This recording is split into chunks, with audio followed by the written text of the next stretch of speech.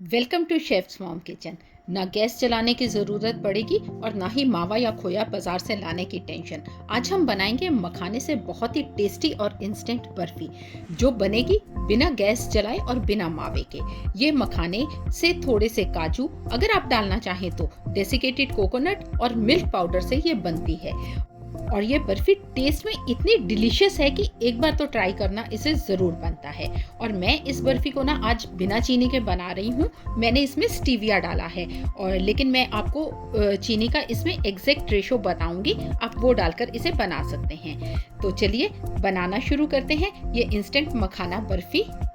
अब इस बर्फी को बनाने के लिए यहाँ पर नाप कर मैंने सारी चीज़ें रखी हैं। इनकी एग्जैक्ट क्वांटिटी मैं आपको साथ साथ बताती रहूँगी।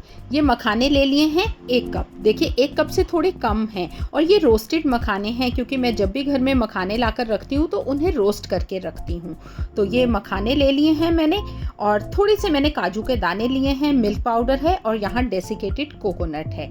तो यहाँ सबसे पहले हम मिक्सी का जार ले लेंगे। मिक्सी के जार में अब यहाँ पर हमें डालनी है चीनी। चीनी आप यहाँ पर 6 टेबल स्पून लेंगे। 6 टेबल स्पून जो बड़े वाले चम्मच होते हैं आप वो लेंगे, लेकिन मैं यहाँ स्टीविया डाल रही हूँ इसलिए मैंने ये सिर्फ 3 चम्मच ही डाली है। तो 6 टेबल स्पून चीनी लेंगे, उसमें आप यहाँ पर डाल देंगे हरी इलायची के कुछ दाने, 4 से 5 हरी इलायची, उसके हरे हरे दाने अंदर से निकाल कर वो डाल दीजिए, छिलका मत डालिए।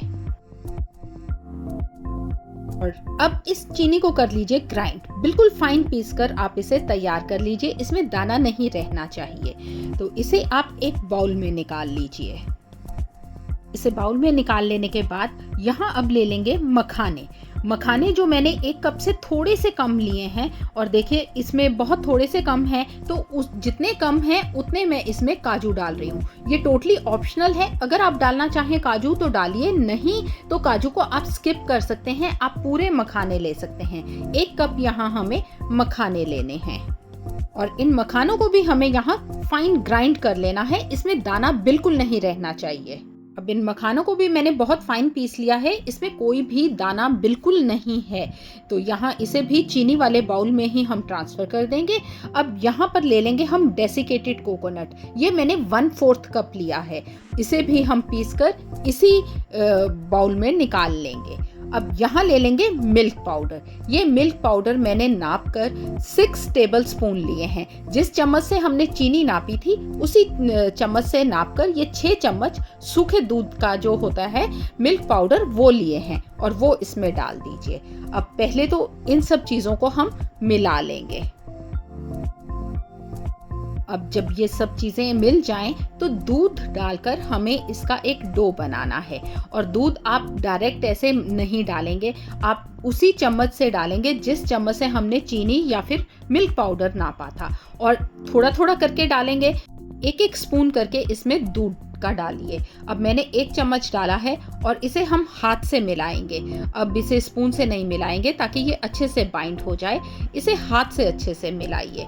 और यहाँ पर दूध एकदम से ज़्यादा अगर आप डाल देंगे ना तो ये एकदम से लिक्विडी हो जाएगा, क्योंकि इसमें मिल्क पाउडर है और दूध भी इसमें ज़्यादा नहीं जाएगा, सिर्फ 3 चम्मच जाएगा और ये इसमें अच्छे से बाइंड हो जाता है। ये अब दूसरा स्पून डालकर भी इसे अच्छे से मिलाइए।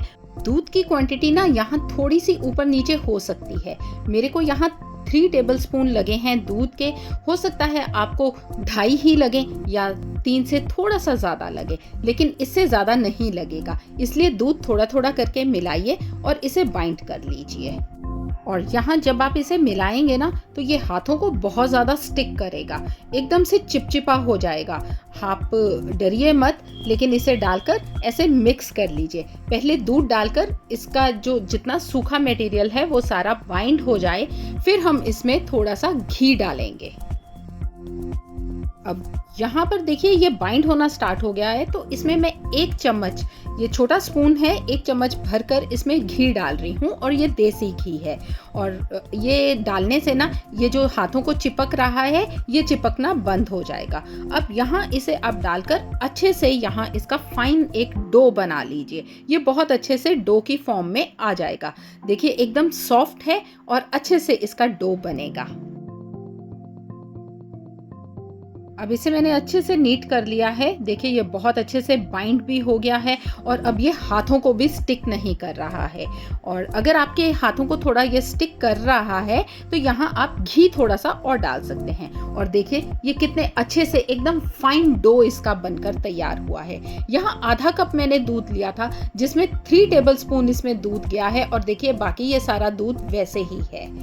अब मैंने यहाँ पर एक बटर पेपर ले लिया है। आपके पास अगर सिलिकॉन मैट है तो आप वो ले लीजिए, नहीं तो एक बटर पेपर लीजिए, उसे घी से ग्रीस कर लीजिए। ये ग्रीस ज़रूर कर लीजिए, इसके ऊपर घी लगा लीजिए। अब ये जो हमने डो बनाया है इसे हमें फैलाना है।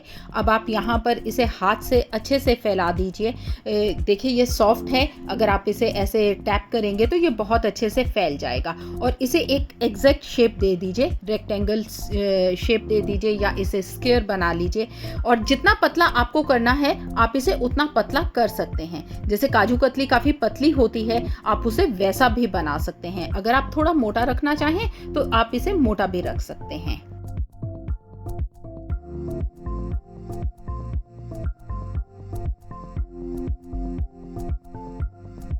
अब इसे शेप कर लेने के बाद इसके ऊपर आप चाहें तो चांदी का वर्क अगर आपके पास है तो आप वो लगा सकते हैं। इससे देखने में इसका लुक जो है बहुत अच्छा आता है, बिल्कुल बाजार जैसा इसका लुक आ जाता है।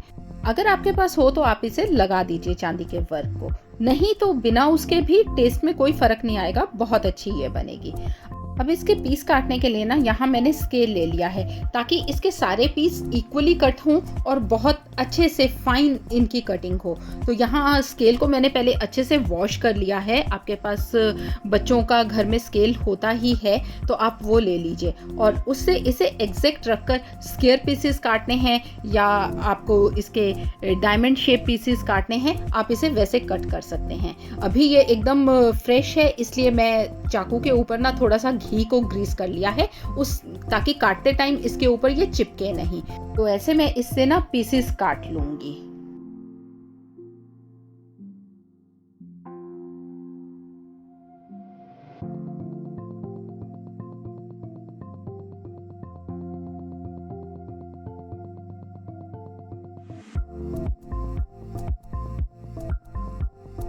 सारे पीसेस यहाँ कट कर लेने के बाद इसे 10 से 15 मिनट के लिए फ्रिज में रख देंगे सेट होने के लिए।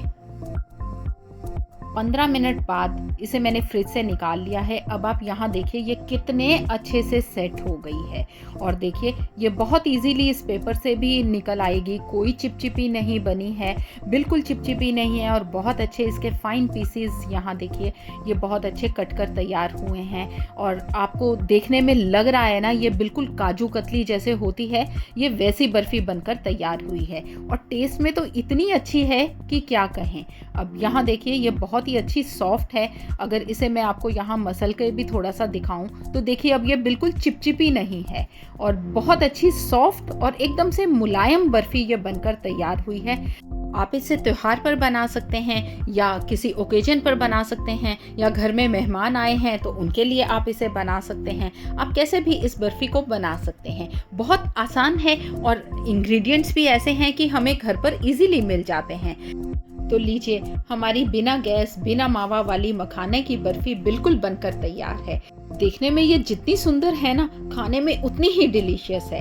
रेसिपी पसंद आई तो वीडियो को एक लाइक कीजिए और अपने फ्रेंड्स के साथ इसे शेयर ज़रूर कीजिए और मेरे चैनल को सब्सक्राइब करना ना भूलें। फिर मिलेंगे एक और डिलीशियस रेसिपी के साथ।